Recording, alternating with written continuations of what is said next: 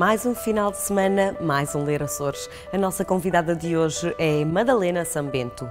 Licenciada em História na Universidade dos Açores, Madalena é professora do segundo ciclo. O seu percurso literário inicia-se em 1989 com o conto Chuva de Cinzas.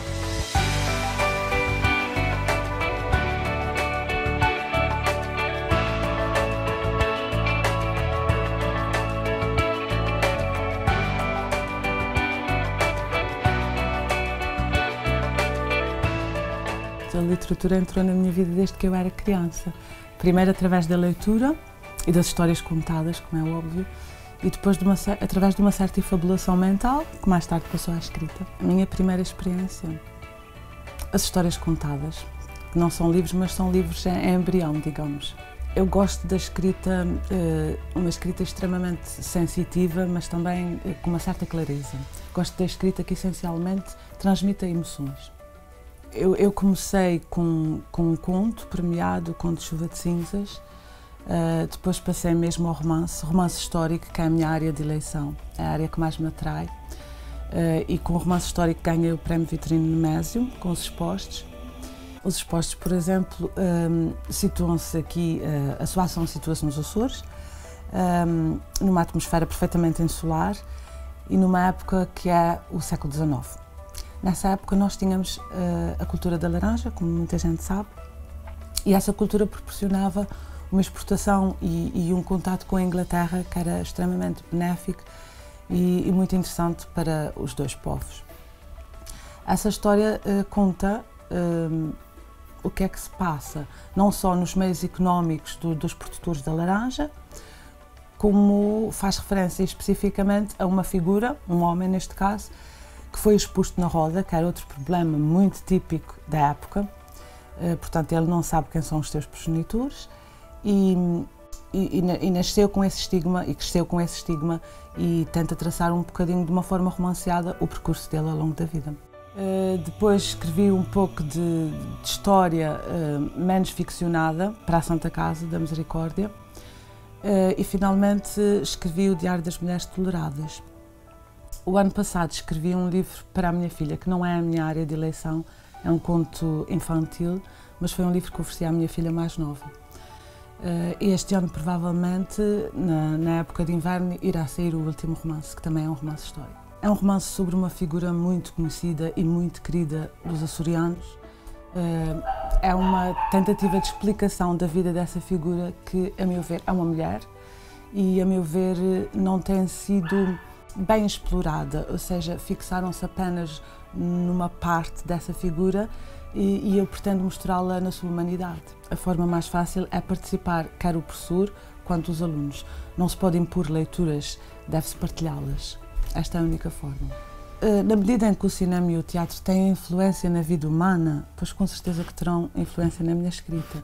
Eu considero que as pessoas devem escrever, pelo menos primeiro, se não só, mas primeiro, acerca daquilo que lhes é familiar, daquilo que vivenciaram e conhecem, porque senão a escrita não resultará de uma forma tão verdadeira e tão sentida. E eu debruço-me essencialmente em várias épocas históricas, mas que têm como palco as nossas ilhas. As minhas referências são, dentro dos portugueses, essa de Queiroz, como é óbvio, mas também muitos dos mais recentes. Admiro imenso Daniel de Sá e a forma como ele escreve. Também Gabriel Garcia Marques, Isabel Allende, seria quase infinito. Eu sou uma leitura extremamente eclética, eu leio de todos os países e de todos os géneros. O livro da minha vida é formado por pedaços emocionantes de diversos livros, portanto não há aquele livro. Livros marcantes serão, por exemplo, A Rumba do Lázaro, serão todos os clássicos portugueses, desde o Essa até o Júlio Diniz, serão até os poetas, os nossos poetas. Nós temos poetas com uma carga afetiva enorme. Isso também dependeria um bocado da faixa etária que estivéssemos a falar e da bagagem cultural da pessoa. Eu acho que se nós nos fixássemos nos melhores momentos para ler, não faríamos metade das leituras que necessitamos.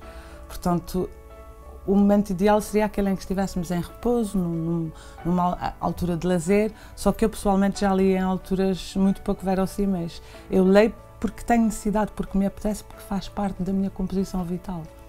Pois para que ler? Talvez não pelas razões óbvias, aquelas que comumente se apresentam, porque estas vêm sempre um pouco carregadas de um conselho paternalista ou até quase de obrigatoriedade. Mas ler, sem dúvida, porque ler é uma outra parte da vida e uma parte deliciosa, que ninguém tem o direito de privar a si próprio. Quando se lê, participa-se de várias experiências e essas experiências contêm surpresa, contêm deslumbramento e até um certo reconhecimento em relação à vida da pessoa. É que nós todos vivemos de palavras. As palavras é que nos mantêm na nossa humanidade. No entanto, apenas a palavra escrita nos fornece e nos oferece aventura, conhecimento e não nos pede nada em troca. Os jovens e as crianças devem ler. Porquê? Primeiro, como eu já disse, porque é uma experiência de vida fantástica à qual eles não se devem furtar. Estarão a perder imenso e eles gostam tanto de experiências fortes, estarão a perder imenso se não lerem. Se não derem a si próprios essa oportunidade de mergulhar em universos que não são restritos da vivência cotidiana deles. E segundo, porque nós estamos num mundo que é o mundo essencialmente da comunicação. Um jovem não pode pretender estar preparado para esse mundo se não dominar a primeira das armas que o define na sua humanidade, que é a palavra. E ele vai dominá-la muito melhor e com muito mais naturalidade se a aprender através das leituras.